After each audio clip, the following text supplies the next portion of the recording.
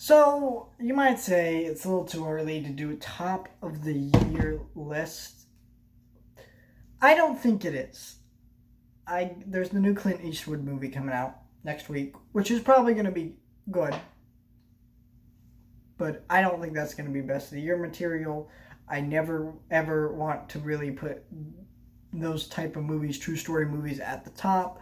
I think they can be good movies, but they're just not movies I personally want to put at the top. And number and then Rise of Skywalker and Jumanji are not going to be on that list, flat out.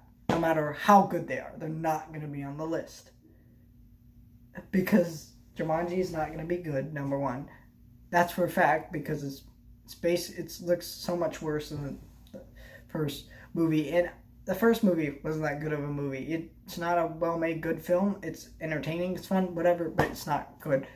Uh, and then Rise of Skywalker is gonna be very problematic because you know how that movie's gonna end, and I will explain more what I'm talking about when we get to that movie next 2 weeks here. But yeah, I mean, there's Cats coming out too, which that's why I'm waiting to do the worst list because I'll probably be on it and I'll probably see it. But I think it's time to do the top 5. So give me a moment.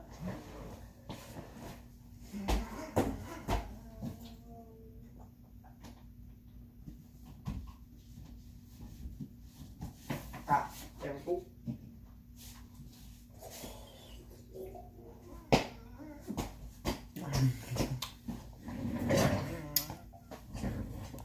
I'm going to do a review of this movie later on. I haven't rewatched it since I watched it in the theater. But this is number 5 on my top 5. The reason I'm doing top 5 is really I cannot think of a top 10. I want to do movies that I really love from the year. And there's lots of good movies this year, but there's been none that I was like, yes, I love that movie. And I want to do top 5 for that reason. And Missing Link is at the top 5 because Leica is a very underrated animation studio, but this movie on a technical level is phenomenal. It's not amazing on a writing level. The animation is amazing. Not just because it's stop motion. I love stop motion. It's really pretty. But it's the different camera angles, the cinematography, the almost impossible effects, because there is a lot of traveling and there's a lot of water in this movie, which is almost impossible to animate with stop motion, to the point where that movie that came out from Aardman, Flushed Away, was going to be a stop motion film, and they realized how much water was going to be in that movie, and they realized they could not do it, so they had to make it a CG movie. And this movie managed to still be stop motion and use amazing CGI effects that are so unnoticeable. It is brilliant. And the voice acting from Zoe Saldana, Hugh Jackman, I had to look at the cover because I'm forgetting his name, Zach Galifianakis, great stuff. And I really enjoyed this movie. I think the plot has has a good message for kids, and it was just a fun movie, and I really enjoyed it. I wish more audience had seen it, but unfortunately they did not, and that was quite sad. And number 4 is Klaus. I'm going to try to put like 3 animated movies on here. Klaus is something very special, because it's a 2D animated movie, but it's using 3D, and it advanced an old art form that looks really nice. And it's a great reinventing of the Santa Claus mythos. It had a great heart to it, and overall, I think it was a really, really good movie. I think, yes, there are problems you could point out, but overall, they don't really matter in the case of this film because of the way, because of what kind of film this is, and it's a very good risk that I'm glad that they took to make this movie. I wish more big animated studios would do that, but unfortunately they don't do that anymore. I'm also going to put Shazam here too, because that's number 3 here.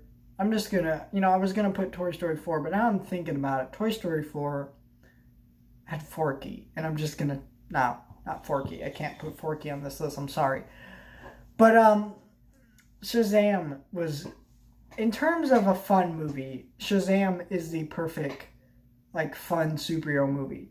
I love Big. I love that movie a lot. And when you take the idea of Big and apply it to superheroes, it's so much fun. It is the most fun a DC movie's ever been. It's on the same level as the Sam Raimi Spider-Man trilogy, at least the first movie in that trilogy. Not on a cinematography editing wise, but in the sense that it's a very cheesy, fun tone. It's kind of ridiculous at many points, but it's so lighthearted and so much fun that you don't even care. It doesn't really matter because it's not taking itself seriously. The reason I get bogged down with a lot of big details that Abe is because it's a movie that tries to take itself more seriously than Shazam does. And Shazam is having fun with what it's doing. And it's a fun, good movie, and I think more superheroes should be like this. Just lighthearted movies, no end of the world stakes, none of that. You can do those types of stories, but I prefer if they didn't. And again, that's coming from someone who likes Avengers Infinity War and loves that movie, actually. So, and then number 2 is a movie that I liked a lot personally, Blinded by the Light. This is a movie that not a lot of people saw. And if you are aware of this movie, you probably saw a trailer and you're like, oh, it's the Bruce Springsteen movie. That's not what this movie is about. This movie is about a Muslim family who lives in Britain, and the one son wants to be a writer, and he is being pressured by his dad to live the ways of his culture and what he's been raised into, and he finds Bruce Springsteen music that kind of gives him a voice, and he takes the inspiration and becomes a more skilled writer, becomes a happier person, gets a girlfriend, all the stuff that would have never ever happened to him if it weren't for Bruce Springsteen. Now, this sounds like a made-up movie, but this is actually based on a real person who still goes to Bruce Springsteen concerts to this day. And this is not one of the best. Again, this is my top 5 of the year. So, Shazam is not an amazing movie, like cinematography-wise and things like that. But it's one of my favorites of the year. Missing Link is one of my favorites of the year. It's not the best film of the year. It's not even close to, I really think, the best animated film of the year. Klaus is not one of the best animated movies of the year either. I don't even know what I consider actually the best animated film of the year. Now I think about it might be Missing Link. But, I don't know. Actually, How to Train Your Dragon 3 probably be it. Even though I didn't like that one that much. But, so this is one of my favorites because I connected to this film in a way very personally, because it's the idea of someone who has a huge passion for something, like music, or for me, it's movies and music, and they take this thing that they love and they kind of incorporate it into their life. I mean, because there are people out there who love Star Trek so much that they take the Klingon language and their religion and things like that, and they live their lives by that. And it sounds crazy and absurd, but it's something I think is really cool and really fascinating that people do that. And I personally really love that. I really love that this film is out there to show people, hey, this is not a bad thing that people do this. Because what this music is doing is making this person understand how he feels through the music, which is something that I think music could very, very well do. And a lot of people use music and movies as just entertainment. They're just entertainment. It's just dumb fun, okay? Don't take it so seriously. That's what people tell me all the time. But it's like, these are art. This is an art form. They're not here always just to entertain you. Yes, big blockbusters are made to be fun, stupid movies and entertain mass audiences. But not every film is made with that intent, and filmmaking is an art form. Music making is an art form, whether you like it or not. It is factually an art form. It is a form of art. You cannot deny it, just like you can't deny that painting is an art form. That drawing is an art form. It's art. That's a fact.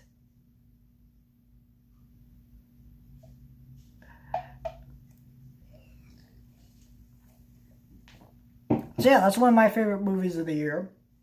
I haven't rewatched it since it came out. I should probably go rent it from Redbox because I'm gonna wait till it goes down to like $10 and I'll buy it on Blu-ray. I did not see The Farewell yet. Unfortunately, so that's not on this list, which I probably really love that movie, so I need to go watch that one. And so number one is Ad Astra. When I saw this movie coming out, I didn't know anything about it. I had seen Rambo Last Blood the day before, and to be honest, that movie was not very good. It sucked. It's the weakest Rambo movie. And, yeah, I just didn't like it, right? And, you know, there were things I had fun with that movie. It just was not very good. It was a little too violent. And it was in a very harsh way. I get that they were technically a terrorist group in that movie, but it just wasn't fun to watch. And I had already seen it, and we were planning to go to the movies, and I see this space movie called Ad Astra. I hadn't seen any trailers. All I kind of knew is Brad Pitt stars in this movie. I was like, So we went to go see it that night, because we were just like, we should just go see a movie. It's a Saturday night, and I already saw Rambo opening night, which, you know, sucked. But I sat in a theater, and it was silence. My friend had fallen asleep, and his dad was sitting way up above us, because I have to sit in the handicap seating. And a moment the voiceover started and the film started, I was instantly engaged from scene to scene to scene.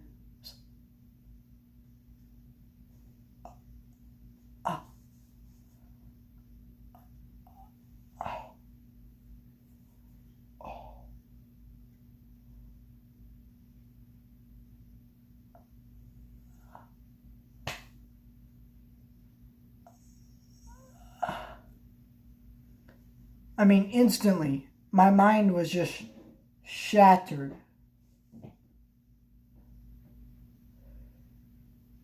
Because it was such an insane visual experience with the cinematography, the way the editing is, the effects, the acting, the nuanced performances. My mind was just blown. I don't think this is a perfect movie. In fact, there are several reviews of this movie that think it sucks and they don't like this movie. There are people who think this movie's boring. And there are people I agree with on that. I don't agree that it's boring, because I did find it entertaining. It's just not something I factor into my reviews. Did the movie entertain me? Because there are lots of movies I'm bored with that are technically well-made movies, so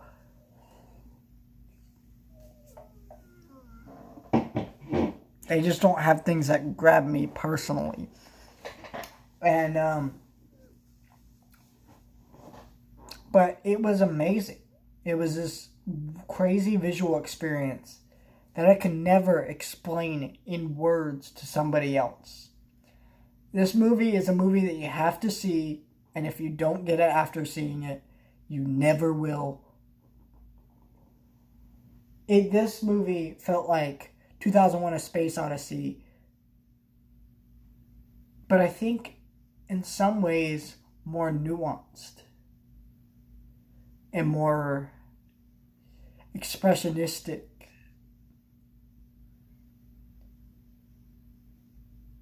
and artistic in a way. And that's not a diss to 2001: A Space Odyssey. There are many interpretations of that movie, just like there are many interpretations of this movie. There's amazing visual effects and things like that. There's all these different things of that movie and this movie that you can kind of apply to both of them. In terms of which one I enjoyed more, 2001: A Space Odyssey is the better film. But Ad Astra is the one I enjoyed a lot more. I think it has more rewatchability. And I cannot wait to buy this movie on 4K because I wish I kind of even seen it in D-Box or something at the theater. I should have seen it again. It was a mind-altering experience watching this movie. I can't even explain it. I really can't. Let me know your top 5 down below over the year, but these are my top 5. These are the films that really impressed me the most this year, and I was very amazed and astonished at what I saw this year, and I was just blown away this year, and I just really loved it.